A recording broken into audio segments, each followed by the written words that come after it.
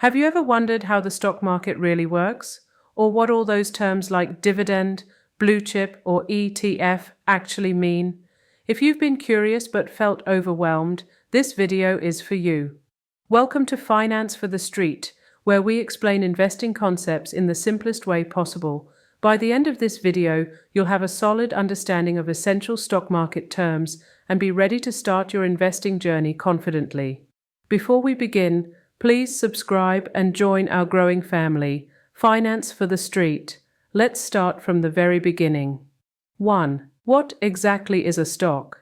A stock represents ownership in a company, a small slice of a much larger business. When you buy a stock, you're not just investing your money, you're becoming a part owner of that company. You share in its growth and sometimes its profits, paid as dividends.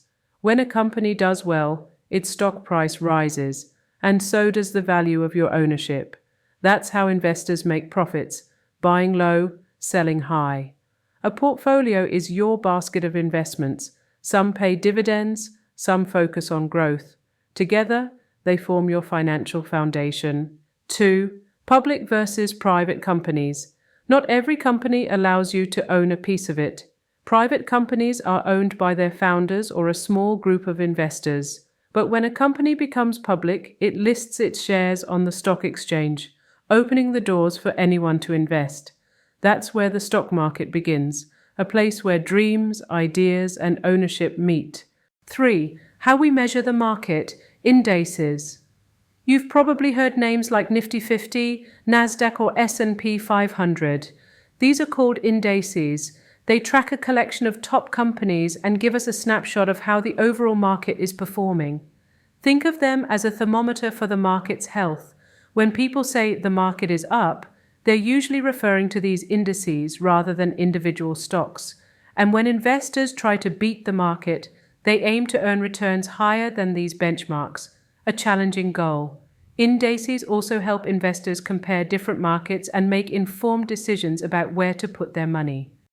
4. Stock exchanges and brokers. Every stock is bought and sold on a stock exchange, like the National Stock Exchange or Bombay Stock Exchange in India or the New York Stock Exchange in the US. But to access these exchanges, you need a broker, a platform as middleman that connects you to the market. Each stock has a unique ticker symbol, like RIL for Reliance, TCS for Tata Consultancy Services Limited, or AAPL for Apple. The stock price is what one share costs. Volume tells how many shares are being traded, while liquidity shows how easily you can buy or sell without big price changes. Large companies, like Reliance or Apple, have very high liquidity, meaning they're easy to trade any day. 5. Understanding a company's health. Before investing, it's important to know how strong a company really is.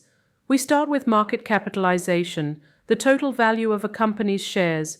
Then there's enterprise value, which also includes debt and cash, giving a more complete picture. Revenue is the total money a company earns. After paying all expenses, what's left is profit or net income. The balance sheet shows what a company owns, its assets, and what it owes, its liabilities. To compare companies, investors use ratios like earnings per share, EPS, how much profit each share earns. Price to earnings, PE ratio, compares the stock price to profits.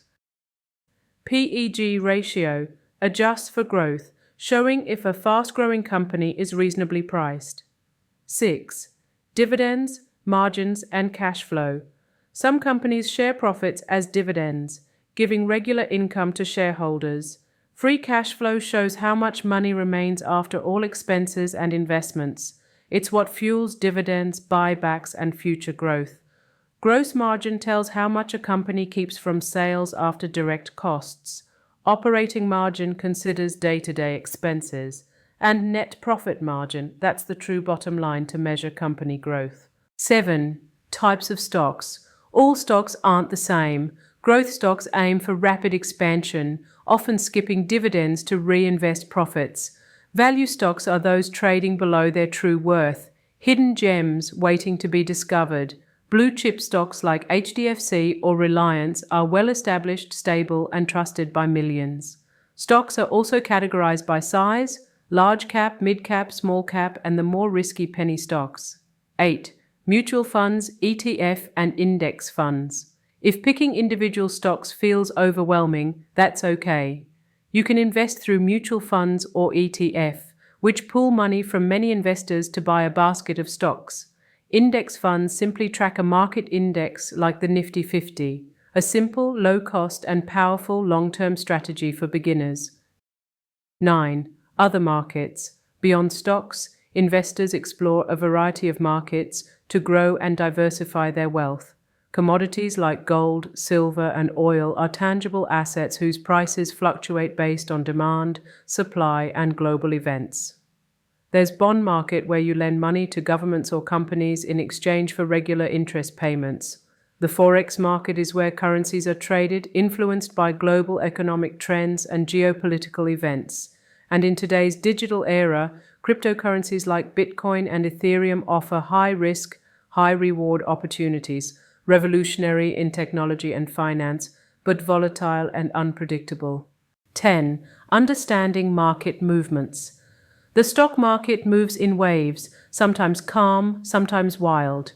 These waves reflect human emotions, confidence, greed, fear, and panic, all playing out in real time. One important measure of this is volatility, often tracked by the VIX, also known as the fear index. When the VIX is low, it means investors are calm and confident, the market is steady. But when the VIX rises sharply, it signals fear and uncertainty. Investors are worried, prices swing more violently, and the market feels tense. A bull market represents optimism. Prices rise steadily as investors believe in growth and opportunity. A bear market, on the other hand, reflects fear and caution. Prices fall as people rush to sell and protect their money. Sometimes the market experiences a correction, which is a short-term drop, like the market taking a quick breath after running too fast. A crash is more sudden and severe, when fear takes over and prices collapse quickly. And then there are bubbles, when excitement drives prices far beyond their true value, until eventually reality brings them back down. Understanding these waves and the emotions behind them is key to becoming a smart and patient investor. 11. Ways to invest. There are many ways to invest, but the real secret is finding what truly fits your goals and personality. Passive investing is all about buying and holding for the long term. You simply stay invested, let time and compounding do their magic, and ignore the daily noise of the market. Then there's rupee cost averaging or dollar cost averaging, famously known as DCA in the US, most commonly done through a systematic investment plan, SIP. Here you invest a fixed amount regularly, whether the market is up or down. Over time, this smooths out the price fluctuations and helps you build wealth steadily, one step at a time. Lump sum investing means putting all your money in at once. It can bring higher rewards if the timing is right, but it also carries higher risk, especially in a volatile market. And finally, active investing, where investors try to pick winning stocks or time the market. It can work, but it requires deep knowledge, research, and experience. And even then, it's not always easy to get it right. The truth is, every investor's path is different. What matters most is consistency, patience, and understanding your own comfort level with risk. 12. Analysis and research. There are three main ways investors study the market, each offering a different lens to see the bigger picture. Fundamental analysis looks at a company from the inside, its revenues, profits, debt, management, and growth potential. It helps you understand whether the business is truly strong or just shining on the surface. Technical analysis focuses on price charts and patterns and historical data. It studies how people react to market movements. Investors use it to spot trends, entry points, and signals of momentum or reversal. And then comes macroeconomic analysis, the broader view of the entire economy. It looks at how interest rates, inflation, employment, government policies, and even global events influence the market. For example, when interest rates rise, borrowing becomes expensive and companies may slow down expansion. When inflation falls, purchasing power increases and investors feel more confident. Macroeconomics helps investors see how the big picture, the world economy, connects to the performance of individual stocks and sectors.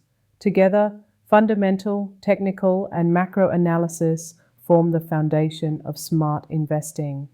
They don't guarantee success, but they help you make informed, thoughtful, and confident decisions, not just lucky guesses. 13. Corporate events and portfolio management. Companies are always evolving through initial public offerings, buybacks, stock splits, mergers, and acquisitions. Each of these events can impact a company's stock price and, in turn, your investments. As an investor, you too must evolve by managing your portfolio with care and discipline. Diversification means spreading your investments across different companies, sectors, and even asset classes, so that if one performs poorly, others can balance the loss. It's the golden rule of reducing risk. Asset allocation is how you divide your money among stocks, bonds, gold, or cash, based on your financial goals, time horizon, and comfort with risk. For instance, a young investor may prefer more stocks for growth, while someone nearing retirement might lean towards safer assets. Rebalancing is the habit of reviewing your portfolio from time to time, bringing it back to your intended balance as markets rise or fall. It helps you stay aligned with your goals instead of emotions. Finally, metrics like alpha, beta, and the Sharpe ratio help you understand how well your portfolio performs compared to the market. Alpha shows the extra return your portfolio earns beyond the market average. Beta measures how sensitive your portfolio is to market movements, and the Sharpe ratio helps you see if your returns are worth the risk you're taking. Managing your portfolio isn't about reacting to every rise and fall. It's about building a steady, balanced, and resilient path toward long-term growth. 14. Economic forces. The invisible hands behind the market forces. Finally, everything ties back to the bigger picture, the economy. Behind every rise and fall in the stock market, there are powerful forces quietly shaping the world economy. Forces like inflation, deflation, recession, and interest rates. Inflation is when prices of everyday goods start rising. A little inflation is normal. It shows the economy is growing. But too much inflation means your money loses value. What bought a basket of goods yesterday might only buy half tomorrow.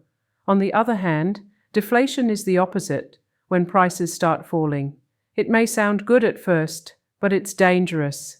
When prices drop, people stop spending, businesses earn less, jobs are cut, and the entire economy slows down. A recession happens when this slowdown continues for several months.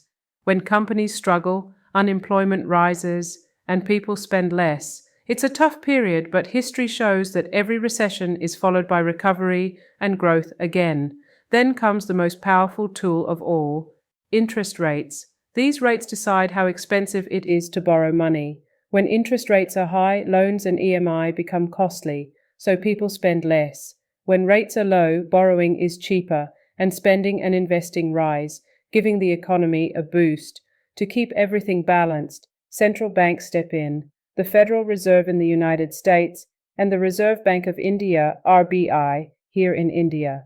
They act like the guardians of the economy, raising or lowering interest rates, controlling the supply of money, and making sure inflation doesn't get out of hand. In simple terms, when the economy overheats, they cool it down. When it slows too much, they help it breathe again.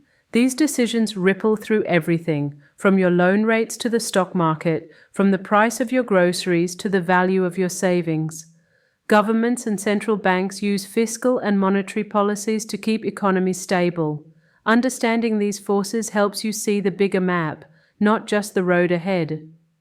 That investing isn't just about buying stocks, it's about understanding how the world moves. Conclusion: the power of understanding. At its heart, the stock market isn't a mystery. It's a reflection of human dreams, ideas, and progress. A stock represents ownership, a portfolio represents your journey, and diversification represents your protection. Start small, stay consistent, and keep learning, because wealth isn't built overnight, it's built over time.